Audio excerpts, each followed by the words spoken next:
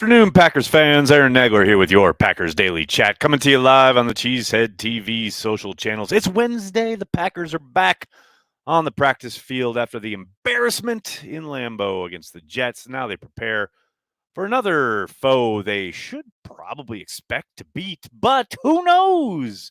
With this new 2022 iteration of the Green Bay Packers, anything is possible. A 3-game losing streak at the point of the season where everyone thought, oh, this is where they build their kind of, collect their W's. Who knows? Another team with a very formidable defensive front.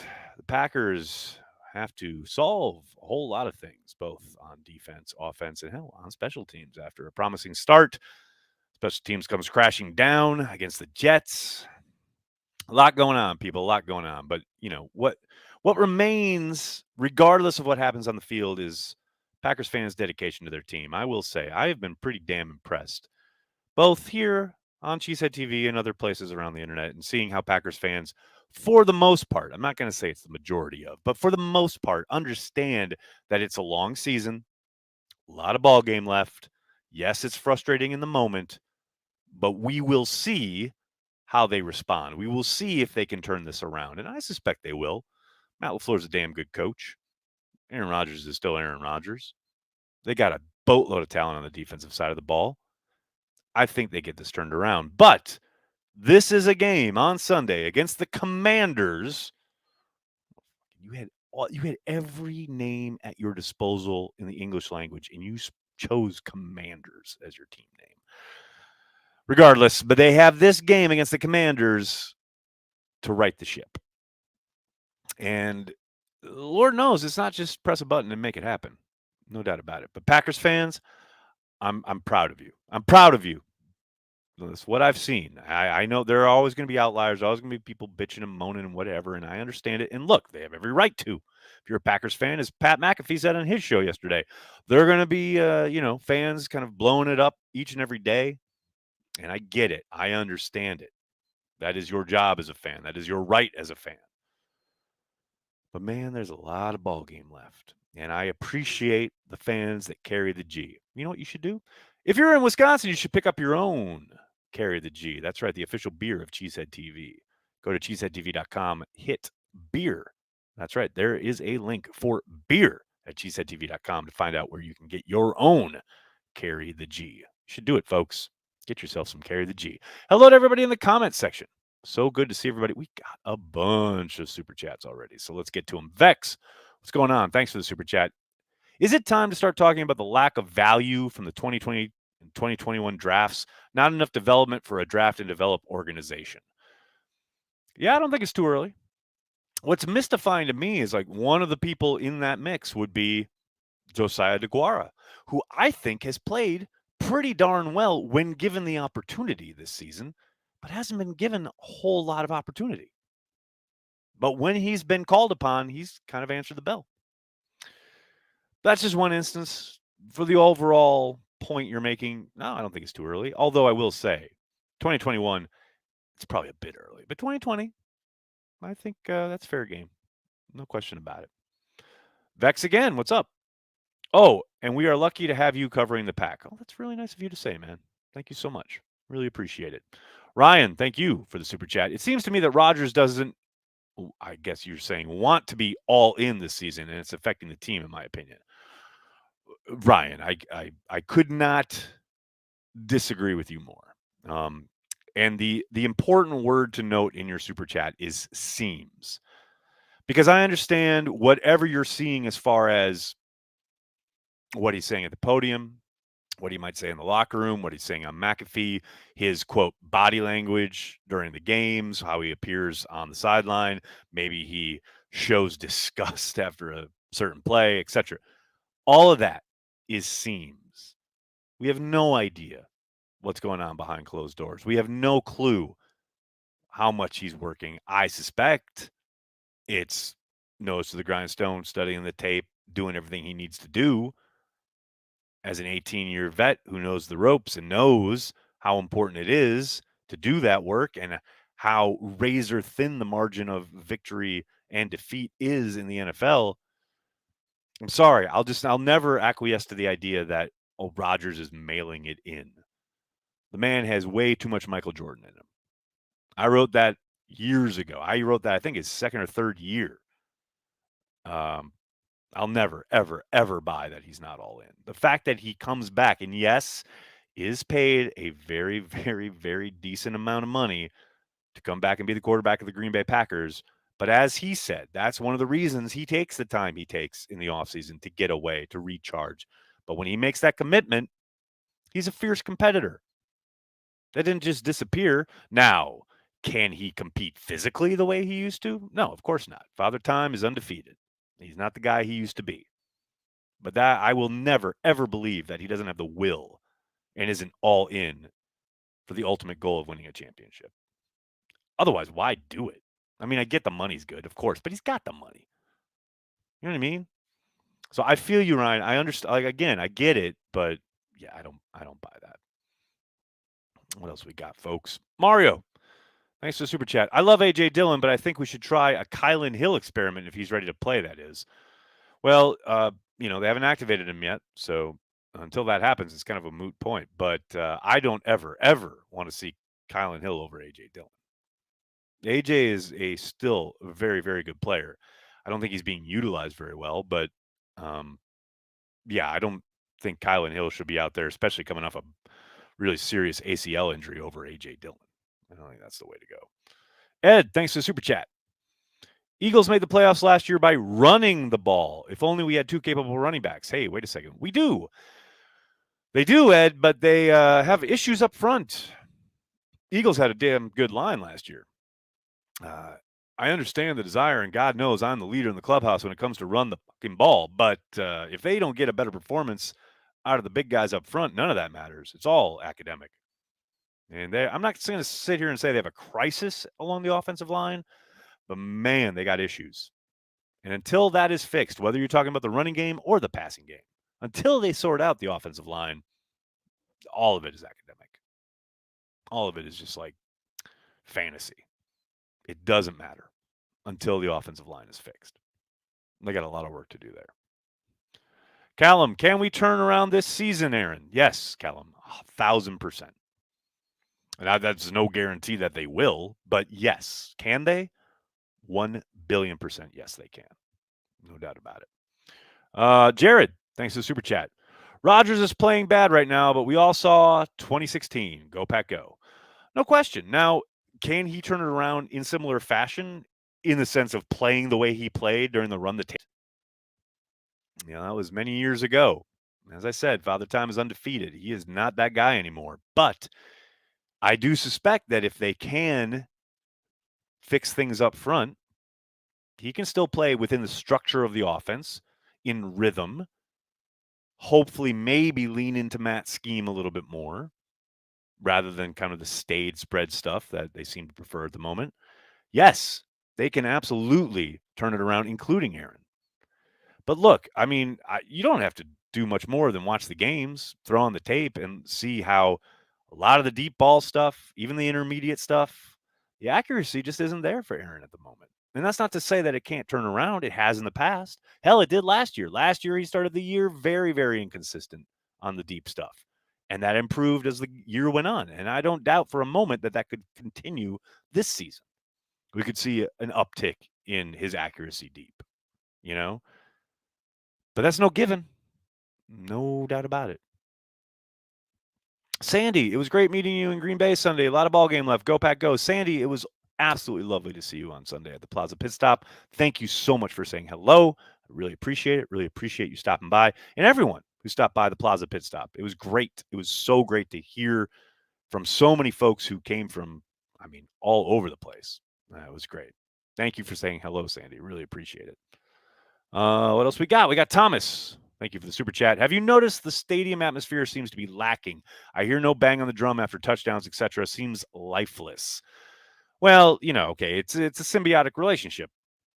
It's all well and good to say, people need to be up for the Packer game, but I, thought the crowd sounded pretty damn good at the start of the game. But then the Packers gave them nothing to cheer for. Like the defense is, only going to get up for that for so much. But if you are blanked in the entirety of the first half right until the end, and then you score 3 points to tie the game going into halftime. And that's your good half of football. I mean, yikes. I mean, I heard boos at Lambeau on Sunday, and I thought they were well deserved. I know there are people who are ardent, like you can never boo your team people, and I dismiss them. But yeah, I mean, you want Lambeau to get a first down in the first couple drives. I mean, I'm talking crazy here, but give the people something to cheer about, and I suspect, and I'm just spitballing here, they will cheer. That's just me. Jeff, thanks for the super chat. I'm a worrier, and I'm concerned about 12's health playing behind this O-line. Got to do better. Sigh. Pass me a carry of the G. There you go. See, Jeff, that last part makes it all work. That's all. I'm down with it, man. I hear you about 12. Something they could do to help that case is, that's right, you guessed it, run the football. Tonight, Aaron Rodgers will hand the ball off more than he throws it, and the Packers will win. You want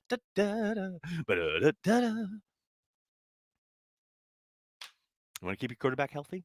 Have him hand the ball off. Oh, and then work off play action when the linebackers bite up. And then I was like, oh, space open over the middle.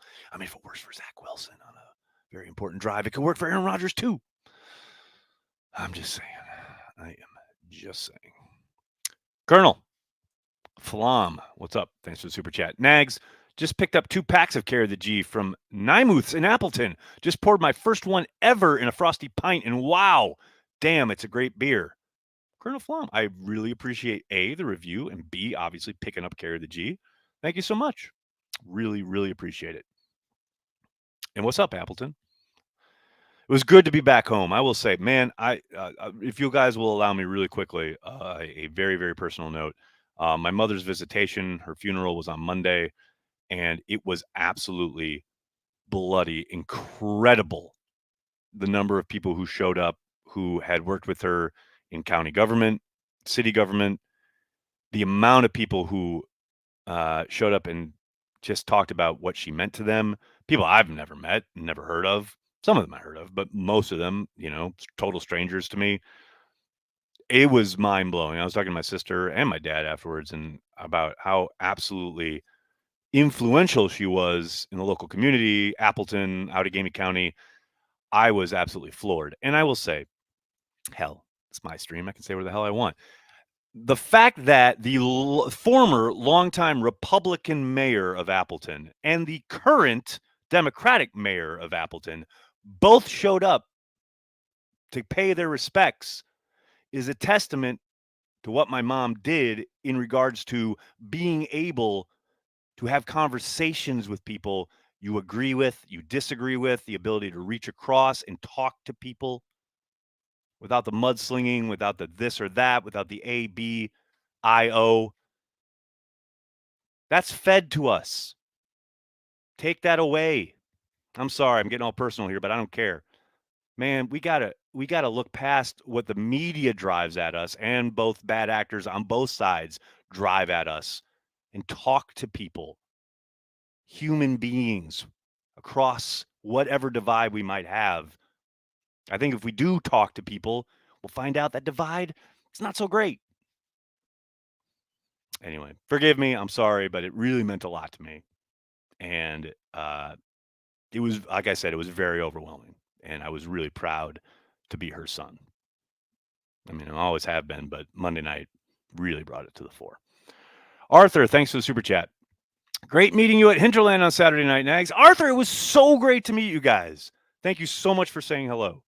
That was dope as hell, man. I hope you're doing well. Hope you have a safe travels back. Preston, thank you for the super chat. I was one of many fans hesitant to have Cobb back, but seeing him cry shows how much he cares. It's good to know we have a warrior and a dog like that. Man, Randall Cobb has just done nothing but ball out since he came back to Green Bay. Yes, it sucks that last year he had the core injury. This year gets rolled up on. But man, when he's on the field, that cat balls out. And when they give him the ball, he produces. That's the crazy part. And the fact that he was the leading receiver in London. Who knows what he would have done against the Jets if he had been able to stay on the field? like, I get he's old. I get he's at towards the, as Rodgers said back in the day, the back nine of his career. But man, shout out to Randall Cobb. The guy has only come back and just done everything you could ever ask of him, produced when given the opportunity. And like you say, man, you can see how much he cares, how much he loves being a Green Bay Packer, how much he loves playing with this team. Man, love Randall. Love Randall. Too old for this. Thanks to the super chat. This team needs Ted Lasso and Coach Beard. All right, slow down. Randy, is Packer Transplants coming? Yes, tomorrow night. Packer Transplants will make its return Thursday evening. I believe 7 Eastern, 6 Central. But just watch the YouTube channel. I'll put up the post probably early tomorrow morning so you can prepare for the return of Corey Banke to these airwaves. And let me tell you, people, between London and that Jets game, Corey's got stuff to say. I'll just leave it at that. Legless, thanks for the super chat. Left guard and right guard had a rough game. Hopefully we learn from this Jets game. You were spot on there. I mean, I think that's one of Runyon's poorest outings in a Green Bay Packers uniform. No question about it. Now, Newman, they got to get him off the field. Obviously, they tried, and they had Hansen in there, and then he got hurt after 5 plays. But, yeah, they got to get Newman up out of there. If they run Newman out there again on Sunday, I have no idea. I have no clue what they're doing. None. Zero. Mario, thanks for the super chat. What should we expect for this upcoming game? Will the Packers finally adjust their play? Also, to add, a season isn't over after 6 games. Very true on that last part. What should we expect? Yeah, we should expect an adjustment. And the easiest adjustment to make is to give Aaron Jones the ball. But will I be surprised if they don't? Sadly, no. No, I won't. Folks can be a little stubborn. Dustin, thanks for the super chat. I think it's Amari season. I don't know why, but I think he's going to surprise us in the passing game. His spirit on Clubhouse Live perked my attention. Man, you guys know I love Amari. I think, yes, there's no doubt his growth and development has been hindered by the fact that they traded for Randall after they drafted him. Who knows what would have happened if he'd been thrust into work immediately as a rookie. But let's give him a chance, man, especially now that Randall's down. I would love to see Amari and some of that jet sweep stuff. And I know he's not Watson. I know he doesn't have his speed. But get him on the field. He had his first reception on Sunday against the Jets. Let's get him going a little bit. I'm down with that idea. I'm all in on it. Thomas, thanks for the super chat. I meant more about the stadium's staff production. I hear no bang on the drum or da-da-da, go pack go. Fans sounded it. Booze deserved. I hear you, Thomas, but there's only so much like in stadium can do. Ultimately, it's up to the fans to make the environment. Thomas, I get you, man. I totally get you. Bang on the drum. I will always, forever and ever feel a kinship to that song, because of the fact that they started playing it back when I was a much younger man after touchdowns, etc. But I do sense that there's a new era, a new kind of generation that doesn't have that same attachment. So I think they're probably going to continue to play with stuff, unfortunately. Dean, thanks for the super chat. I have a theory. We subconsciously play worse in the first third of the season so that we feel like we have more gas in the playoffs and still get in. Dean, just keep telling yourself that, man. I'm like, whatever you need to tell yourself to get through the night, man, I hear you. We all have comfort food, right? We all have a comfort area, and that's yours. And I'm down with it. I would never dissuade you from that. Ralim RM, thanks for the super chat. Sorry about your mother. My dad passed in late February. Shout out, man. It's hard. It's so hard. I feel for anyone who's lost a parent, obviously, but when you lose a parent, obviously, quite suddenly, it's tough stuff. Too old for this. Thanks for the super chat. I'd rather have Randy Newman on the line. You got a friend in me. You got a friend in me. Funnily enough, there's a Randy Newman song called Short People that I think the Packers probably are listening to when trying to evaluate getting Zach Tom on the field, because why is Zach Tom Bombadil not on the field? I don't know. Bill, thanks for the super chat. Tell me we wouldn't be tough to stop running greater than 60% of the time from the I formation, pro set, or goal line package the whole game. Yeah, I don't know about more than 60%, but should they lean into that more? Would that be like incredible to see? Yes, I'm with it. I'm all in. I've said before, I would love them to approach it as though, they don't have Aaron Rodgers. Like, approach it like you don't have a 4-time MVP. Approach it like you've got just, some journeyman or some dude back there at QB. And then when you get into third and whatever, and you get into moments where, God, it'd be nice to have a great quarterback. Whoa, wait, look, you do. But that'll never happen. That'll never happen with 12 in town. Walter, thanks for the super chat. I'm sure you have spoken about this, but do you think the London trip affected them Sunday? Oh, yeah, and let Jones cook. Okay, thanks. Have a great day. Walter, it's funny you say that. I haven't talked about it, and I haven't seen it brought up a whole lot, and I thought it would be. But yes, 1,000% I think it did. There's no question. There's a reason they offer the opportunity for teams to take that bye week after the London trip. Matt didn't want to take it. I do think, and I know the time zones and coming back, it should be easier, you should be acclimated, etc. I get all that. But yes, I do think it played a part. Now, is that, quote, the reason we saw what we saw on Sunday? No. Do I think it, was added into the mix? Yes. Yes, I do. Tulio, thanks for the super chat. The O-line is number one thing to get fixed. Thoughts, Tulio? Could not agree more. I talked about it on Beer and Ball, which literally just went up.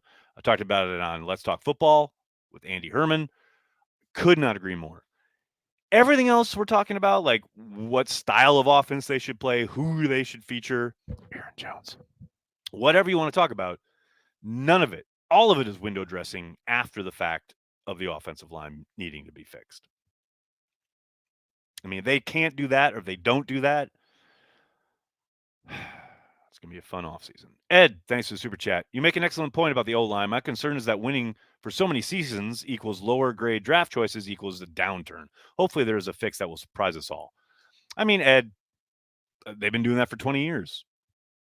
I mean, there was a graphic I remember years ago that the Packers had found more Pro Bowl players in the, bottom, like after the 20th pick than any other team that had picked consistently after that pick. And look, it's tough. It's tough to find quality players, anywhere in the draft, let alone picking to the bottom of the round when everyone's picking premier players up top, etc. But man, that's been the gig in Green Bay for a very, very, very, very, very long time. And nothing's changed in that regard. That's part of the gig when you're winning. Now, the league is set up on parity, and it's a cyclical thing. Packers could be due for a downturn at any year now. Hopefully this isn't the start of it, but we'll see. Johnny Rivers, thanks for joining the Carry the G Club. Really appreciate the support. Thank you so much. Robin, any update on Claypool? Nothing. As I said on, I think it was the radio the other day, normally heading into the trade deadline, I give the Packers about a 10% chance of making a move.